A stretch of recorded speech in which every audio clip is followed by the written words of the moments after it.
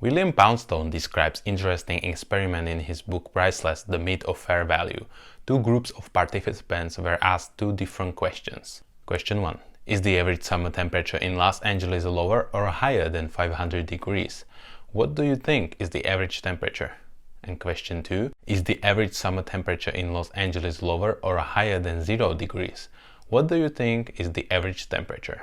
The outcome was rather interesting. Groups answering the first question guessed the average temperature to be much higher than the second group. But why is that?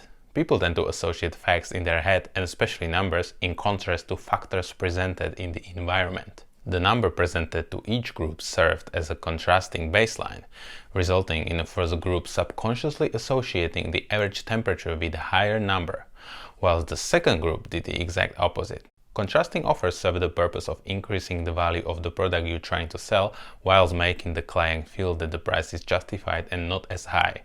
Let's look at an example based on merchandise. You're looking at two wristwatches. One is $400 and the other $500. Now these might appear to be quite expensive standing there all by themselves like that. But what if you add one more with a price tag of $2,000? Customers' price perception of the first two wristwatches instantly changes, thanks to the addition of the contrasting offer, making them appear to be more attractive and affordable. To finish off, let's look at one more example that shows how using contrast can change one's expectations. William did another experiment where he showed a house for sale to 4 groups of people.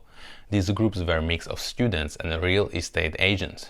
Each group was shown the same house, but with different asking price. All they had to do was write down their best guess on what the actual value of the house is. Here are the results. When the listing price was $119,900, the average estimate worth by students was around $107,000 and by experts around $111,000. When the listing price was $129,900, the average estimate worth by students was around $120,000 and by experts around $123,000. When the listing price was $139,900, the average estimate worth by students was around $123,000 and by experts around $124,000.